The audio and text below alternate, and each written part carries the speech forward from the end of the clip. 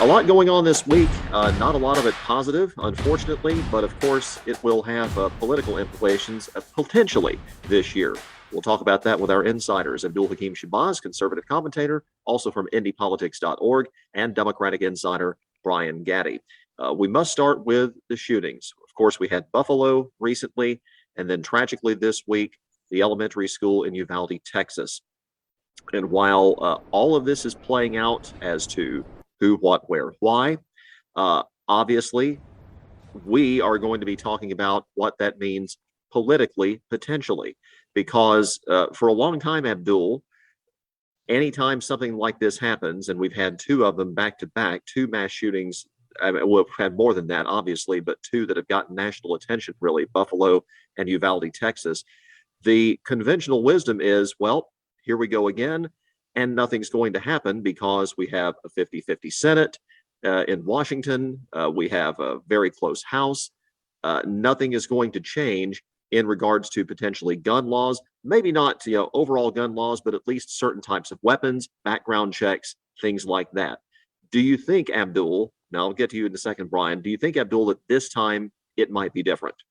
I actually think it will. And don't forget, last year we had our own mass shooting here in Indianapolis at the FedEx site. So we need to keep that in mind as well. What I do think is likely going to happen is I don't see necessarily a ban on any type of weapons per se, but I do see, Mitch McConnell said the other day, he told John Cronin, the majority leader from Texas, hey, work with the Democrats, work with them to see what we can come up with. And so some of the ideas have been sort of bandied about are, school safety grants to sort of fortify schools, to make sure the schools are safe and make sure other folks are safe as well. So I think that's probably about the best we're going to do right now is get schools grants for safety, for training. I don't know necessarily arming teachers is necessarily the best way to go, but at least an armed security guard, because unfortunately, this is the era that we live in. I mean, we all went to high school 20, 30 years ago, and elementary school 40 years ago. We did not have these issues or problems, but unfortunately, this is the world that we live in today. It would seem to me that Democrats would have a good argument against that because we know, and we found out since the shooting, that the Uvalde school system had doubled its safety budget in recent years. They spent a lot of their city's budget on the police department, and in the end, it didn't matter. So, I mean, if Brian, if Republicans come at with that angle that, well, we need to enhance school safety, what is the Democratic argument in response? Well, the Democratic Party response is that we need to invest in mental health. Now, I know the Republicans say that, but Governor Greg Abbott of Texas, he actually did not invest money in mental health. In fact, he cut Medicaid funding for mental health. So the Republicans need to put their money where their mouth is. If they're really concerned about doing something about mental health, then they need to invest in it. So we definitely need to do that as a country. We Democrats support strong mental health, but we know that we've got a problem with military-style weapons. As I like to say to any young men listening to this broadcast, if you want to fire military-style weapons, the United States Army is waiting for you. You can go ahead and fire all the military-style weapons you want if you join the U.S. Army. My dad was in the U.S. Army. You can join the U.S. Army. You can fire all of them you want. We got a problem with too many young men that for whatever reason just cannot handle these issues of growing up in America, and they lash out with violence. So that's something we got to look at as well. I know we talk about, what about video games? What about mental health issues? Yeah, we talked about that. But other countries have these issues as well. They have video games. They have mental health issues. They have domestic violence. But there is something unique about the American culture where our children go to school and they have to worry, will they be shot in their class? That is something we need to do something about. We got to fix it. We have got to fix it. Why can't we, and regardless of one's feelings on whether certain types of weapons should be available, the fact is they are available. And Abdul, it seems like Republicans, at least in a lot of states, have been intent on making any type of weapon, any type of gun more easily available. We just had the battle here in Indiana over permitting for handguns. And despite police opposition, heavy police opposition in this state, that went through, and that's the law in every other state. It's just so easy to get those weapons. So even without talking about banning weapons, why can't we seem to have the conversation that there should be some regulation in place?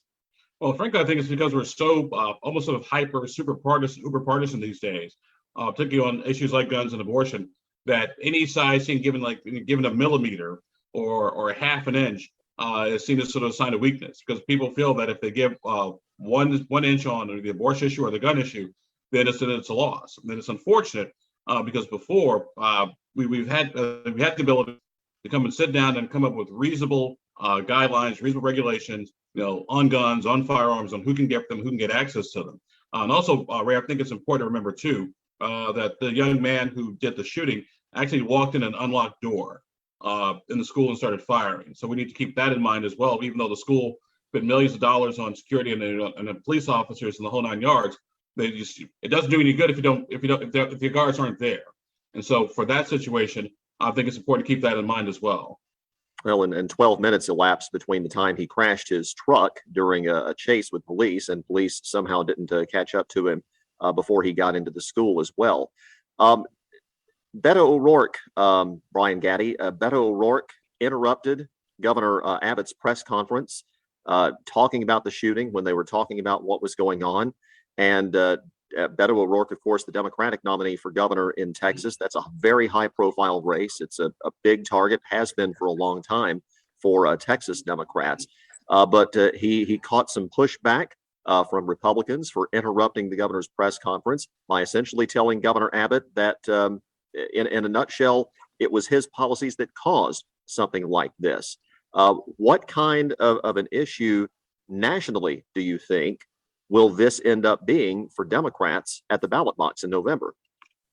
That was like we talked about before. The Republicans talk about their investment in mental health, but they don't put their money where their mouth is.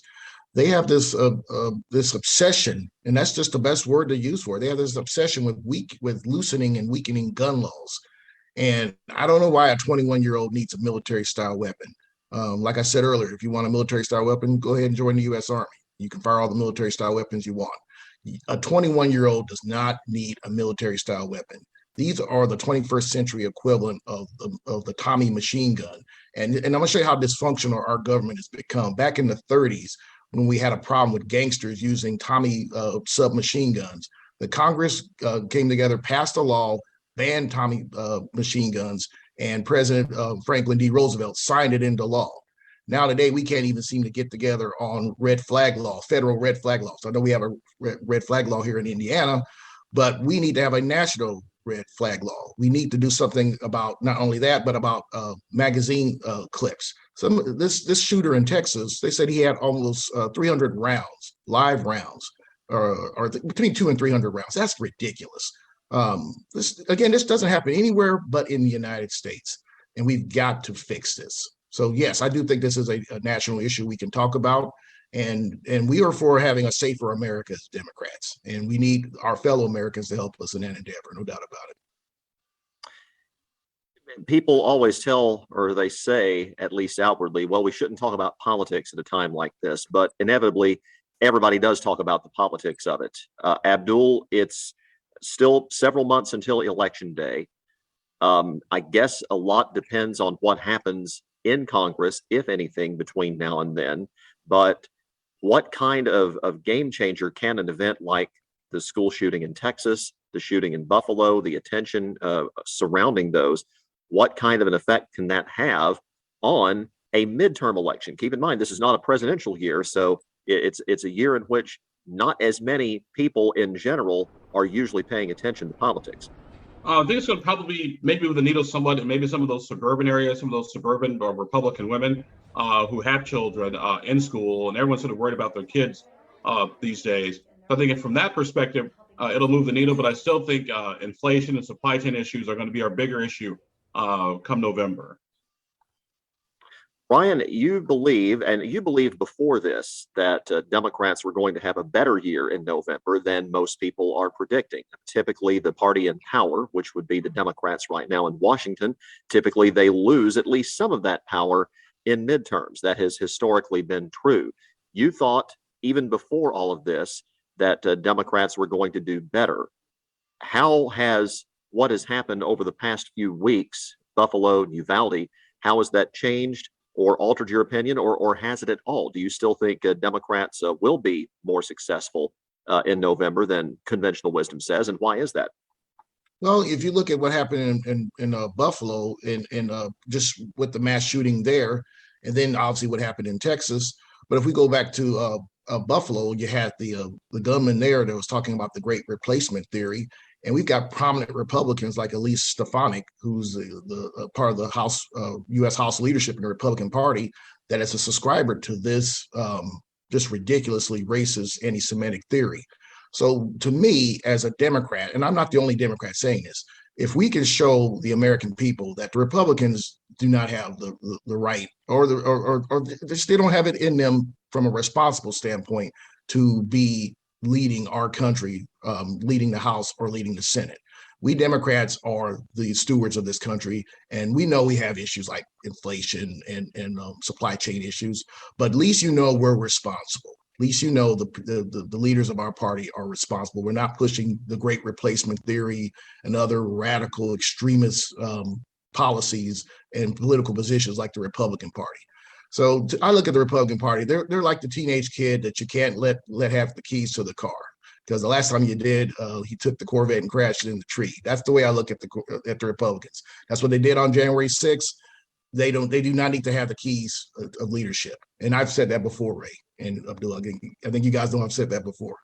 Well, we've got a lot to go between now and November, too. I mean, January 6th, we've got public hearings from the January 6th committee still to come. Those are coming in June. So a lot, as we all know, could happen between now and November. Heck, a lot could happen between September and November. We'll just have to see. That Republican this broadcast is over. Well, that's true. Yeah, that's true. By the time we're recording now, between when we're recording and when this makes air, Republicans do control the things here in Indiana. They control the legislature, the governors, obviously, with the supermajority, and therefore they set the agenda for what are we know as summer study committees. They have another title, but we know them from our work as summer study committees at the legislature. It's where legislative committees get together, talk about things, and try to perhaps form legislation that can come together in the next regular session next year. And Abdul, one topic that they actually are going to talk about, and I guess we'll have to see where it goes because it seems to get put on the kibosh every year, is marijuana legislation. Now, when a summer study committee comes together, Abdul, first of all, what specifically are they talking about? And what do you think could actually come out of that committee, given that we know Governor Eric Holcomb has this hard policy against the legalization, against any legalization of marijuana in this state? Exactly. Basically, what summer study committees are, they're sort of formed on Technical Corrections Day, which was Tuesday of this past week. And it's just various topics that lawmakers come up with to study, look at, and see if legislation is needed to address this issue. And you're right. This year, marijuana is on the table. The decriminalization of marijuana and the health effects of marijuana, particularly also THC, which comes to Delta 8 and Delta 9, which are sort of THC derivatives, not as strong as THC, but pretty darn close. I do think that lawmakers will come up with a structure. However, it's got a long road to hoe as long as marijuana is illegal at the federal level. I had a conversation with a couple of state senators actually last night, and they were the mindset that is as long as it's illegal at the federal level, they don't see it happening here in Indiana. Now, once that changes, that's a whole different ball of wax. But once again, though, incrementally, baby steps. Indiana is moving closer toward legalized marijuana. I want to say last session, they passed a bill that said if you were in a car accident and no one was injured, you wouldn't be tested for marijuana if you were, say, from Illinois or from Michigan. So once again, baby steps. And I always remind folks, I mean, if you want legal pot, just get on I-74 and drive 75 miles to Illinois, and then you go exit 220, by the way, and you can pick it up. But otherwise, it's going to be a long road to hoe. But then again, how long did it take us to get Sunday retail alcohol sales in Indiana? Took a long time, and I didn't know your nickname was Google Maps all of a sudden. Brian Gaddie, marijuana, Democrats are trying to make that an issue this year in the election with Tom McDermott, his campaign against Senator Todd Young. Can they make that an issue that is a winning issue, particularly, as Abdul pointed out, that as long as it's illegal at the federal level, it doesn't look like Governor Holcomb is budging in this state? Well, it's an issue that can help us with younger voters. And we know most young voters favor decriminalization of marijuana. And we Democrats know we cannot win statewide elections without the young vote. So it's an issue that we need to push, and we know young voters support it. So I think we are right as a party to keep pushing this issue. Yes, absolutely. Yeah, but the one thing to keep in mind, though, is that the trick is it's one thing to support legalized marijuana. It's another thing to get the marijuana users to actually get up and vote. That's a whole different ball of wax. Because while they're indulging, eating pizza and smoking funny cigarettes or eating edibles, they still got to get up and go vote and show up. Not that you can play amateur psychologist here, Abdul, but looking into the mind of Governor Holcomb here, he's term limited. He's not running again. Why would he not change his position, perhaps, or at least alter it a little bit to say that, well, maybe if it's the will of the people, if it's the will of Hoosiers, and a majority of Hoosiers do support some legalization, then maybe if something good comes out of this summer study committee, I'll go along with it. Why doesn't he do that? I think the governor is just sort of set in his ways on the legalization issue. However, he has moved somewhat since we spoke to him last year about this topic. Number one, he said he had no problem with lawmakers putting together a system in place.